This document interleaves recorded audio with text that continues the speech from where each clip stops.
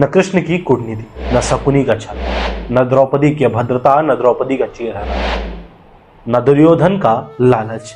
महाभारत के सूत्रबिंदु का आधार कोई और था। महाभारत की कहानी का असली मास्टरमाइंड कोई और था, जिसके बारे में लोगों को नहीं पता। सालों पहले उसने महाभारत की ऐसी नींव डाली थी जो बाद में चलकर इस विराट युद्ध के रूप में तब्दील हो।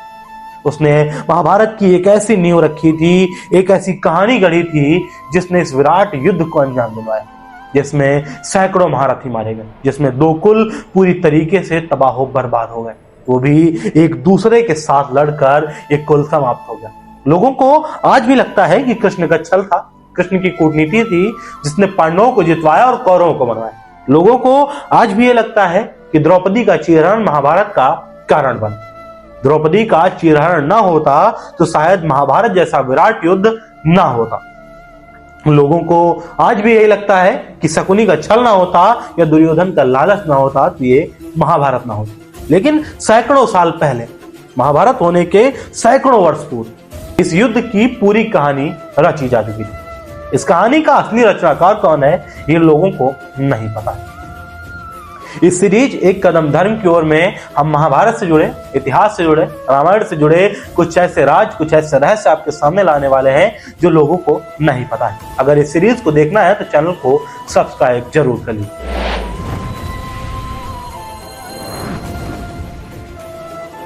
महाभारत जब हुई उसके सैकड़ों वर्ष पहले इक्ष्वाक वंश में एक राजा हुए, नाम हुआ महासेन।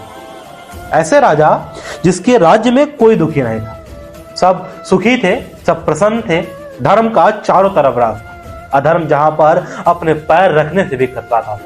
एक ऐसा राजा जिसकी राज्यसभा में स्वयं देवता आते हैं, जिसकी राज्यसभा में स्वयं ब्रह्मा विष्णु महेश आते हैं। एक ऐसा राजा जो स्वयं देवताओं की सभा में जाता है। एक ऐसा राजा जिसे ब्रह्मलोक में रहने के लिए निमंत्रण भेजा गया। उसने एक ऐसी कहानी को अंजाम दिलवा दिया, एक ऐसे युद्ध को अंजाम दिलवा दिया जिसने इतना उग्र रूप ले लिया कि सैकड़ों महारथी मारे गए, पता नहीं कितने परिवार बर्बाद हो गए। ये राजा महासेन थे जो इक्ष्वाक वंश में पैदा हुए। इनकी जिंदगी बहुत अच्छी चल रही थी। देवताओं के पास इनका जाना था, देवताओं की सभा में रुकते थे, देवताओं की इनके ऊपर पूरी कृपा थी, अन्न धन किसी चीज की कमी नहीं थी। एक दिन ब्रह्मा जी की सभा लगती है जहां पर राजा महासेन को बुलाया जाता है। राजा महासेन उस सभा में पहुंचते हैं। दरअसल ये सभा किसी और कारण से नहीं लगी थी, ये सभा लगी थी महासेन को ब्रह्मलोक में हमेशा के लिए एक स्थान देने की। ब्रह्मा जी वहां पर एक प्रस्ताव रखने वाले थे कि महासेन अब अपने राज्य को किसी के हवाले छोड़ दे और ब्रह्मलोक में आकर हमेशा हमेशा के लिए अपना निवास बना ले। इस सभा में सारे देव देवी, गंधर्व, अप्सराएं सब उपस्थित थे। जैसे ही सभा शुरू होती है, ब्रह्मा जी प्रस्ताव रखते हैं, देवी देवता अपने विचार रखते हैं। सबके विचारों में ये उचित विचार था कि महासेन को ब्रह्मलोक में एक स्थान दे दिया जाए, क्योंकि ऐसा राजा बहुत कम देखने को मिलता है जिसकी प्रजा में कोई दुखी ही ना हो, जिसकी प्रजा में ऐसा कोई ना हो जो उस राजा से शिकायत करता हो या जिसके राज्य में जरा सा भी अधर्म होता हो। लेकिन अचानक हवा के वेग से वहां पर उपस्थित गंगा जी का आंचल उड़ जाता है। जैसे ही आंचल उड़ता है, सभी देवी देवता अपना सर नीचे कर लेते हैं, लेकिन महासेन सर नहीं नीचे करता, जिसे देखकर ब्रह्मा जी को क्रोध आ जाता है और ब्रह्मा जी तुरंत महासेन से कहते हैं कि तुम इस लोक में रहने लायक नहीं, तुम्हारे कर्म अच्छे थे लेकिन अब ऐसे कर्म तुम्हारे नहीं है कि तुम ब्रह्मलोक में रहो, और तुम अब पृथ्वी पर जाओ, मनुष्य का जन्म पाओ और दोबारा वहां पर अपने कर्मों को सुधारो और उसके बाद दोबारा तुम्हें ब्रह्मलोक में स्थान दिया जाएगा। गंगा जी को यह देखकर उनके मन में घमंड आ गया, उनके मन में अभिमान आ गया कि देखो, मेरी वजह से जिसको ब्रह्मलोक में स्थान मिलना था उसे यहां से निष्कासित कर दिया गया। ब्रह्मा जी को गंगा जी के इस अभिमान के बारे में पता चल जाता है और तुरंत गंगा जी को भी श्राप दे देते हैं और निष्कासित कर देते हैं देवलोक से कि जाओ पृथ्वी पर रहो और एक इंसान का जीवन निर्वाह करो, और उसके बाद जब अपने कर्मों को सुधार पाना तब दोबारा ब्रह्मलोक में कदम रखना। गंगा जी चली जाती हैं और वहां पर महासेन जो है शांतनु के रूप में जन्म लेते हैं कुरुवंश में। यहाँ पर इनका जन्म होता है शांतनु का। माता पिता वृद्ध हो चुके थे, वृद्धावस्था में उन्हें पुत्र रत्न की प्राप्ति हुई थी। जैसे ही शांतनु को राजा बनाया जाता है, उसके बाद इनका राज्य और दिन दूने रात चौगुने तरक्की करने लगता है। एक दिन महाशिव या यूं कहें शांतनु गंगा के किनारे शिकार करने निकलते हैं। शिकार करते करते वो रास्ता भटक जाते हैं। काफी समय इधर उधर भटकने के बाद भी जब उन्हें अपने राज्य का रास्ता नहीं मिलता है और प्यास बहुत जोरों से लगती है, तब वो गंगा किनारे पहुंचते हैं और वहां पानी पीने के लिए रुकते हैं। जैसे वो पानी पीने के लिए रुकते हैं, तुरंत देवी गंगा प्रकट हो जाती और उनसे शादी करने के लिए कहती। देवी गंगा को देखकर शांतनु भी मोहित हो गए थे, जिसके लिए वो भी शादी करने के लिए तुरंत राजी हो जाते हैं। लेकिन गंगा एक शर्त रखती है कि मैं आपके साथ शादी तो कर लूंगी, लेकिन आप जीवन भर मुझसे कोई प्रश्न नहीं पूछेंगे। शांतनु इस बात को हंसी खुशी मान लेते हैं और उसके बाद दोनों शादी कर लेते हैं। शादी के 1 साल बाद इनको पहले पुत्र की प्राप्ति होती। गंगा जी उसे लेती हैं और गंगा में विसर्जित कर देती हैं। शांतनु को पूछने की इच्छा तो होती है कि आखिर मेरे पुत्र को नदी में विसर्जित करना क्या जरूरी था, आखिर ऐसा क्यों किया, लेकिन चूंकि अपने वादे से बंधे हुए थे तो वो गंगा से पूछ भी नहीं सकते थे। ऐसा करते करते गंगा ने अपने 7 पुत्रों को नदी में विसर्जित कर दिया। नदी में विसर्जित करना सिर्फ शांतनु की नजरों में था कि वो उन्हें नदी में विसर्जित कर रही, लेकिन वो तो अपनी गोद में छोड़ रही। जैसे ही इनका 8वां पुत्र होता है, नाम रखते हैं देवव्रत। गंगा जी उसे उठाती हैं और नदी की तरफ प्रस्थान कर देती। वैसे ही शांतनु के मन में आता है कि हो ना हो मुझे अपना वादा तोड़ना पड़ेगा, मुझे पूछना पड़ेगा। मैं अपने पुत्रों को ऐसे नदी में विसर्जित होता, नदी में प्रवाहित होता नहीं देख सकता। वो गंगा जी को पीछे से टोक देते हैं कि कहां लेकर जा रही हो, इसे भी प्रवाहित करना है क्या, मेरे 7 पुत्रों को नदी में क्यों प्रवाहित किया। गंगा ने कहा कि तुमने अपना वादा तोड़ दिया, अब बस इतना इंतजार करो कि ये लड़का जो देवव्रत है ये युद्ध योग्य हो जाए। जैसे ही ये युद्ध योग्य होगा, मैं तुम्हें हमेशा हमेशा के लिए छोड़कर चली जाऊंगी। गंगा जी रुक जाती हैं। देवव्रत का पालन पोषण होता है। देवव्रत जैसे ही 18 साल के होते हैं, युद्ध योग्य होते हैं, वैसे ही गंगा उन्हें शांतनु को सुपुर्द कर देती हैं और कहती हैं कि ये तुम्हारा पुत्र है, अब ये इस योग्य बन चुका है कि किसी को भी हरा दे। महामहिम भीष्म, जिनका नाम बाद में महामहिम भीष्म पड़ा, और गंगा हमेशा हमेशा के लिए शांतनु को छोड़कर चली जाती है। अब कहानी के दूसरे पार्ट पर नजर डालते हैं।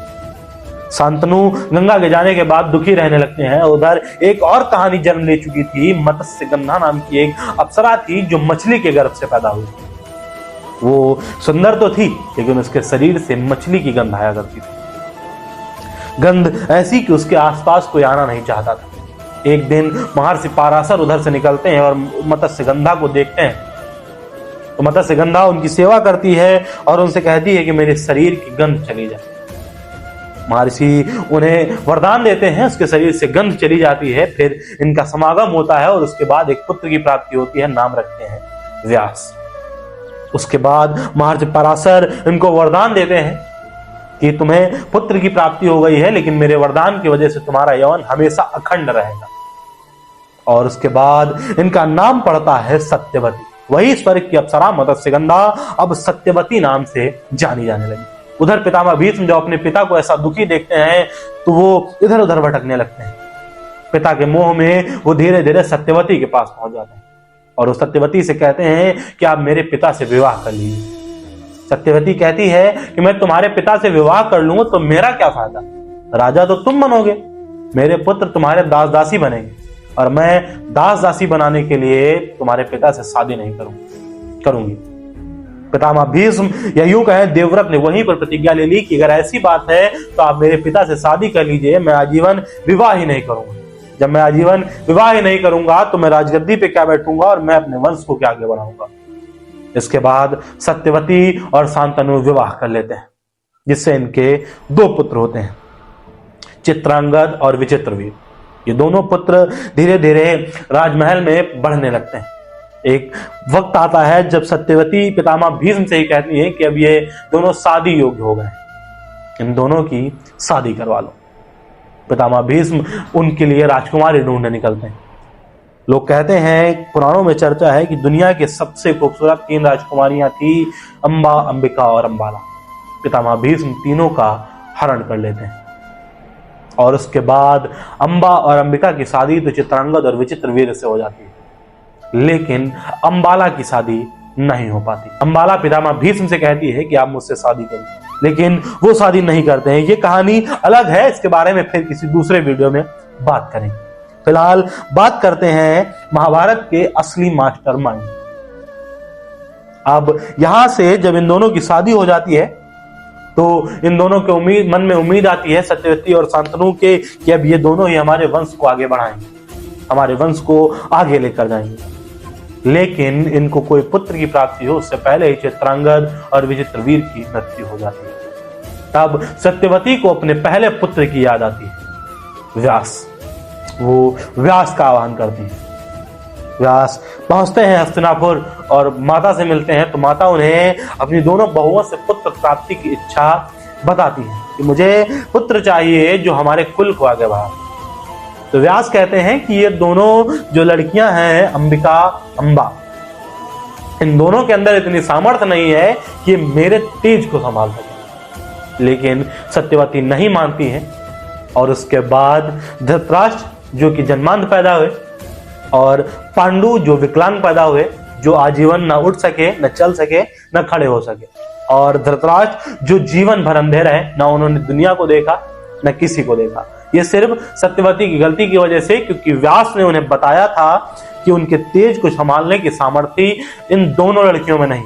लेकिन सत्यवती का ना मानना यही महाभारत का सबसे कारण बना, क्योंकि पांडु अगर सही होते तो बड़े बेटे होने की वजह से पांडु को हस्तिनापुर का सिंहासन मिलता और जिसके बाद न्यायिक तौर से युधिष्ठिर को राजा बना दिया जाता।